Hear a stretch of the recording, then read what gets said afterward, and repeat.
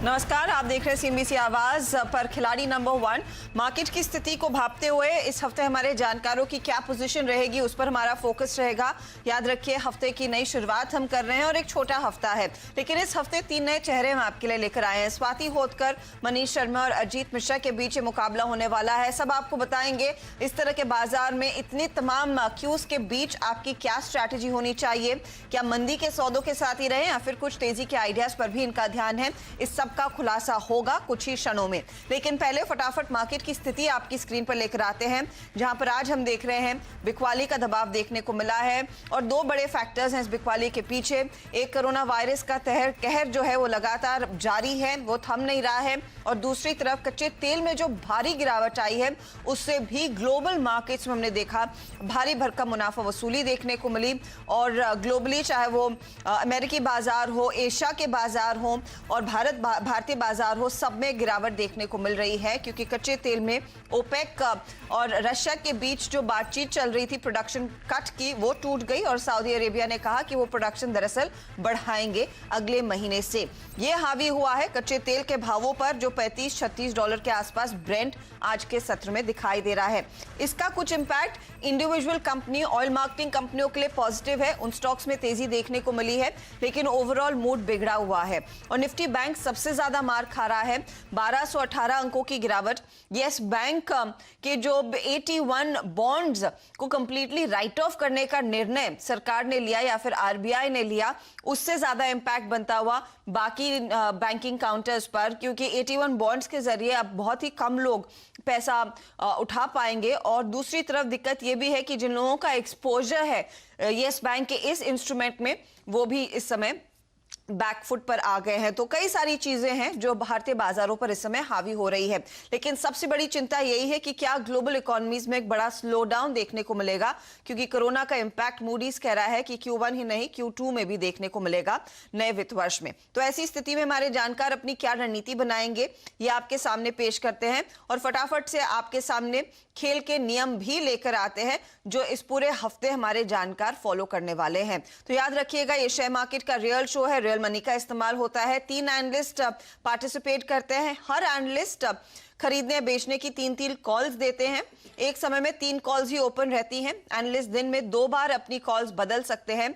Target और stop loss 3:1 का ratio रहेगा। हर सोमवार को 11 बजे पहली बार, यानी कि इस समय पहली बार कॉल्स दी जाएंगी। मंगलवार से 11 बजे से 3:30 बजे के बीच कभी भी कॉल सामने निकल कर आएंगी।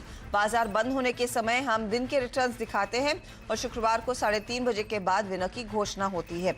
हमारे जानकार ये सब समझते हैं कि 10 रुपए से कम के शेयर में वो ट्रेड नहीं लेंगे और कैश मार्केट के शेयर में एक शॉर्ट कॉल नहीं दिया जाएगा। तो ये है फिलहाल हमारी छोटी सी रूल बुक, लेकिन स्ट्रैटेजी क्या रहेगी, सीधे जानकारों को जोड़ लेते हैं। आप तीनों का ही स्वागत है। स्वाति, शुरुआत आपसे करेंगे। काफी दिनों बाद आप इस खेल में वापस आई हैं, बताइए अप्रोच क्या रहेगी मार्केट में? यस हर्षदा जी, डेफिनेटली काफ़ी दिनों के बाद मैं वापस ये खेल में पार्टिसिपेट किया है। द ओनली थिंग, अभी मार्केट पे व्यू काफ़ी बेरिश टू कॉशियस है। जिस हिसाब से हम लास्ट 2 वीक से मार्केट का मोमेंटम देख रहे हैं, काफ़ी बेरिश है। जब निफ्टी ने 11,600 का ब्रेकडाउन दिया है, तब से हमें एक सेलिंग प्रेशर देखने मिल रहा है। मुझे लगता है ये कंटिन्यूड रहेगा because of the various reasons जो आपने स्पेसिफाई किए हैं। अभी फिलहाल तो 10,500 का एक काफ़ी स्ट्रॉन्ग सपोर्ट लेवल है। अगर वो ब्रेक डाउन करता है तो मुझे लगता है 10,400, 10,200 के लेवल्स भी हमें देखने मिल सकते हैं। तो एट द करंट लेवल हम लोग का व्यू मार्केट पे काफ़ी कॉशियस टू बेरिश है। डेफिनेटली स्टॉक स्पेसिफिक में ट्रेडिंग करना चाहिए। अभी तक मेरी कोई हार्डकोर स्ट्रैटेजी मैंने डिसाइडेड नहीं की है, बिकॉज मार्केट काफ़ी अनसर्टन है। जिस हिसाब से मार्केट बिहेव करेगा उस हिसाब से मैं कॉल जनरेट करूंगी over a period of time. Okay, तो मार्केट के ट्रेंड के साथ रहेंगी, जिस तरह का मूव देखने को मिल रहा है वैसी स्ट्रैटेजी बनेगी। अगर आप पहले ही मन में ठान के आएंगे कि आज तेजी करनी और तेजी के मौके ना मिले, तो वहां पर भी आप गलत पड़ सकते हैं। मनीष, आपकी स्ट्रैटेजी क्या रहेगी? जी 26,500 एक बहुत क्रूशियल सपोर्ट है बैंक निफ्टी के लिए और उसी के आसपास होल्ड कर रहा है ये। मुझे यहाँ पे लगता है कि कॉन्ट्रा कॉल लेना चाहिए ट्रेडर्स के लिहाज से, फ्यूचर्स में नहीं, क्योंकि फ्यूचर्स में काफ़ी ज़्यादा वोलेटिलिटी है। तो ऑप्शंस के थ्रू मैं एक ट्रेड करना चाहूँगा। 27,000 का कॉल बाय करना चाहिए, 300 रुपये के आसपास चल रहा है। इसमें 150 रुपये का स्टॉप लॉस रखें और मुझे लगता है एक पुल बैक रैली हमें देखने को मिल सकती है और ये कॉल करीबन 700 रुपये तक जा सकता है। ओके, तो ये फिलहाल आप कह रहे हैं कि एक पुल बैक रैली की तैयारी हो, उस पर आप ध्यान दें और निफ्टी बैंक में एक अपॉर्चुनिटी इस समय शायद दिखाई दे रही है। अजीत, गुड मॉर्निंग, बताइए आपकी अप्रोच क्या रहेगी मार्केट पर? Good morning Harshada. तो देखिए हर्षदा, अगर इस इंडेक्स की अगर बात करें खासतौर से, तो करीब 13% का डिक्लाइन लास्ट वीक तक था हमारा रिकॉर्ड हाई से, और उसको आज ऐड किया, करीब 3% का डिक्लाइन और ऐड कर रहे हैं। तो ये अंडर परफॉर्मेंस खासतौर से जो बेंचमार्क की तरफ से आ रही है, कहीं ना कहीं नो डाउट अनसर्टेनिटी बढ़ा दी है बाजार में। ग्लोबल मार्केट्स भी कुछ खास अच्छे नहीं कर रहे हैं, कहीं ना कहीं नेगेटिव क्लूज काफ़ी ज़्यादा हैं। तो मेरे हिसाब से यहाँ पे स्टॉक स्पेसिफिक रहने की ही ज़रूरत है, क्योंकि बायस नेगेटिव साइड पे ज़्यादा है, तो ऑब्वियसली मेरा फोकस भी नेगेटिव साइड पे ज़्यादा होगा। But at the same time, क्योंकि 10,400 मेरे हिसाब से काफ़ी क्रिटिकल सपोर्ट होगा इंडेक्स के लिए इस डिक्लाइन के बाद, तो वो देखते हुए थोड़ा बहुत बीच में पुल बैक हो सकते हैं। तो उसके लिए कुछ बाय साइड की रिकमेंडेशन भी मैंने देखी है। तो इन शॉर्ट मतलब मिक्स साइड पे रखें और स्ट्रिक्टली स्टॉप लॉस को फॉलो करें, यही होना चाहिए आपका स्ट्रैटेजी। ओके, तो बाय साइड की अपॉर्चुनिटीज जरूर देखने को मिलेंगी और साथ ही साथ कुछ सेल साइड के मौके भी हैं, तो दोनों तरफ के ट्रेड्स अजीत कह रहे हैं कि आप आपके लिए तैयार करेंगे। तो चलिए शुरुआत करते हैं खेल की। स्वाति, बताइए आपका पहला ट्रेड क्या रहेगा? जी हर्षदा जी, मेरा पहला ट्रेड सेल कॉल है मुद्दुत फिनेंस पे। करंटली ये स्टॉक पे हम लोग ने काफ़ी अच्छे मोमेंटम देखे थे ऑलमोस्ट लास्ट मंथ में, जहाँ से हम लोग ने 780 से 950 तक स्टॉक का मोमेंटम काफ़ी स्ट्रॉन्ग देखा था।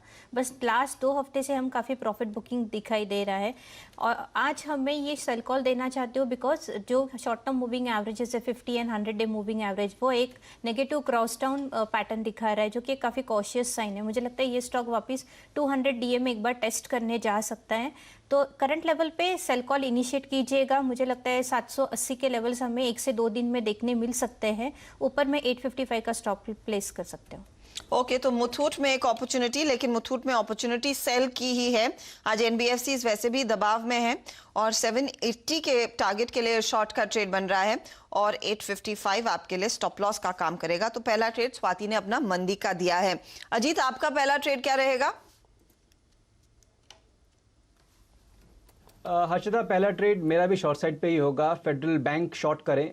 देखिए काफ़ी समय से ये कंसोलिडेशन में था, पॉजिटिव बायस था। इनफैक्ट काफ़ी समय से अपने एक अप ट्रेंडिंग चैनल को ये फॉलो कर रहा था वीकली चार्ट्स पे। उसमें ब्रेकडाउन हुआ है लास्ट वीक, और वहाँ से मुझे लगता है कि जिस तरीके से ट्रेंड चेंज हुआ है, इसमें पोटेंशियल है करीब 64-65 तक के लेवल शॉर्ट टर्म में दिखाने के। तो वो देखते हुए मेरे हिसाब से रिस्क रिवॉर्ड फेवरेबल है शॉर्ट पोजीशन क्रिएट करने के लिए 80 के स्टॉप लॉस के साथ। ओके, तो ये है फेडरल बैंक पर व्यू।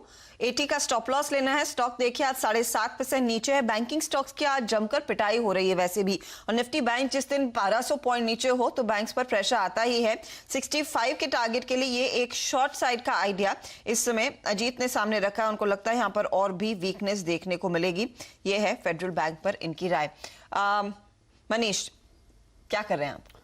जी, पहला बाय कॉल रहेगा रिलायंस इंडस्ट्रीज़ में। रिलायंस इंडस्ट्रीज में अगर आप देखें 1100 एक बहुत क्रूशियल सपोर्ट है, और आज करीबन इसमें 10% का फॉल दिखा है और ये काफ़ी स्ट्रॉन्ग ओवरसोल्ड जोन में है। मुझे लगता है यहाँ से करीबन 1250 तक की रैली हमें एक पुल बैक रैली हमें देखने को मिल सकती है, क्योंकि हम एक्सपेक्ट कर रहे हैं कि निफ्टी और बैंक निफ्टी में दोनों में ही पुल बैक रैली आ सकती है। सो रिलायंस बाय करने की राय होगी 1125 के स्टॉप लॉस के साथ, और पोजिशनल टारगेट होंगे 1250 तक के। ओके, तो ये आरआईएल पर एक देखिए ट्रेड कॉन्ट्रेरियन कॉल लिया है। आज स्टॉक 7% नीचे है, लेकिन मनीष कह रहे हैं एक बढ़िया अपॉर्चुनिटी है रिलायंस इंडस्ट्रीज जैसे स्टॉक को लेने की। 1250 का टारगेट ये दे रहे हैं और 1125 आपके लिए स्टॉप लॉस का काम करेगा। एक रिवर्सल देखने को मिलेगा, हताश ना हो। ये बेसिकली मनीष की स्ट्रैटेजी है आज के लिए, और एक अपॉर्चुनिटी इस समय 9% नीचे आ गया। वैसे मनीष स्टॉक का सपोर्ट कहाँ दिख रहा है आपको? 1125, वहां से हम थोड़ा दूर हैं। जी, 1140 1150 के आसपास स्ट्रॉन्ग सपोर्ट है, तो 25 रुपए के स्टॉप लॉस के साथ काफी अच्छा रिस्क रिवॉर्ड ट्रेड बनता है। ओके, तो 1140 50 के आसपास सपोर्ट है, सपोर्ट के करीब है, इसीलिए एक मौका है कि यहाँ पर रिस्क कम होगी तेजी करने में, और रिवॉर्ड ज्यादा अगर आप तेजी करके चलेंगे। तो 3 स्टॉक्स आपके सामने आए हैं। मनीष ने लिया है Reliance Industries buy call, Muthoot पर एक शॉर्ट कॉल स्वाति ने दिया 780 का टारगेट, और फेडरल बैंक पर भी एक शॉर्ट कॉल अजीत ने आपके सामने रखा है। अजीत, अगला ट्रेड क्या होगा फिर? देखिए अगला ट्रेड भी हर्षदा मेरा शॉर्ट साइड पे ही होगा, एनएमडीसी शॉर्ट करना चाहिए। जिस तरीके से मेटल में प्रेशर है, मुझे लगता है कहीं ना कहीं ये दबाव आने वाले दिनों में भी रहेगा, जिस तरीके से इंटरनेशनल मार्केट में वीकनेस अभी भी बनी हुई है। और प्लस इस स्टॉक की अगर बात करें तो एक कंसोलिडेशन था, शॉर्ट टर्म कंसोलिडेशन था, उसका फ्रेश ब्रेकडाउन आया है, तो वो एक फैक्टर भी है जिस तरह से रिस्क टू रिवॉर्ड मुझे फेवरेबल दिख रहा है। तो करंट लेवल्स पे यहाँ पे आप शॉर्ट करें, करीब 93 का स्टॉप लॉस मेंटेन करेंगे 75 तक के टारगेट्स के लिए। डीसी में भी एक सेल की ही पोजीशन आपने लेनी है, ये फिलहाल राय आ रही है 75 के टारगेट के लिए। ये भी एक शॉर्ट साइड का ही ट्रेड है और स्टॉप लॉस 93 पर लगाएं। तो देखिए 2 मंदी के ट्रेड्स अजीत ने सामने रख दिए हैं। स्वाति, आपका अगला ट्रेड मंदी का है या तेजी का? नहीं हर्षदा जी, मेरा ये तेजी का ट्रेड है जो कि एशियन पेंट पे है। क्योंकि लास्ट अगर मैं 2 हफ्ते से देखूँ तो जिस हिसाब से मार्केट में फॉल दिख रहा है, बट एशियन पेंट्स ने काफ़ी अच्छे मोमेंटम्स हमें देखने मिले। जो भी शॉर्ट टर्म मूविंग एवरेज है 50 एंड 100 डे मूविंग एवरेज के ऊपर प्लेस है, जिस हिसाब से क्रूड प्राइस में मोमेंटम हो रहा है, तो definitely this is a positive sign for Asian Paints company के लिए। तो मुझे लगता है काफ़ी अच्छा, अगर आज हम देख रहे हैं कि मार्केट इतना गैप डाउन होने के बाद भी Asian Paint almost all time high के रेंज तक हम लोग ने हाई देखा है, जो कि अराउंड 1916 का था और आज हाई था 1915 का। मुझे लगता है अगर निफ्टी में थोड़ा भी इंट्राडे पुल बैक आ सकता है तो डेफिनेटली एशियन पेंट में हमें वापस एक पॉजिटिव मोमेंटम देखने मिल सकता है। तो at the current level it's a buy call from my and.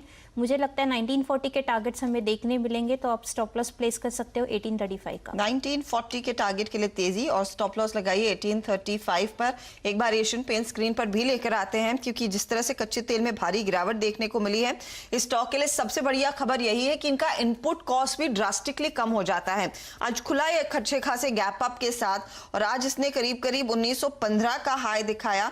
उसके ऊपर का टारगेट इस समय स्वाति ने आपके सामने पेश किया है 1940 का, और 1835 स्टॉप लॉस के तौर पर काम करेगा, ये स्वाति कह रही हैं। मनीष, आपका अगला ट्रेड? नेक्स्ट कॉल रहेगा buy call in ICICI bank, क्योंकि मुझे लगता है बैंक निफ्टी में यहाँ से एक पुल बैक रैली हमें देखने को मिल सकती है। 27,500 28,000 तक के लेवल्स हमें देखने को मिल सकते हैं टिल थर्सडे एक्सपायरी। सो उसी के लिए से आईसीआईसीआई बैंक बाय करने की रहेगी 448 के स्टॉप लॉस के साथ, और मुझे लगता है यहाँ से 495 500 तक के लेवल्स हमें शॉर्ट कवरिंग के लिए से देखने को मिल सकते हैं। ओके, तो शॉर्ट कवरिंग की तैयारी में आईसीआईसीआई बैंक में आप तेजी करके चले और स्टॉप लॉस आप लगाइएगा 448 पर। देखिए मनीष ने साफ कह दिया है कि मार्केट ओवरसोल्ड टेरिटरी में आ गया है, यहाँ से एक पुल बैक आएगा, और उस पर्सपेक्टिव से रिलायंस जैसे स्टॉक्स, आईसीआईसीआई बैंक जैसे स्टॉक्स उस रैली को लीड कर सकते हैं। इसीलिए इन्होंने इन दोनों ही दिग्गजों पर एक बाय कॉल दिया। लेंगे एक छोटा सा ब्रेक, 6 स्टॉक सामने हैं, एक स्टॉक हमारे जानकार आपके सामने लेकर आएंगे, इनका फिर पोर्टफोलियो पूरा होगा और मार्केट के एक्शन पर भी हमारी नजरें बनी रहेंगी। आप बने रहिए सीएनबीसी आवाज के साथ।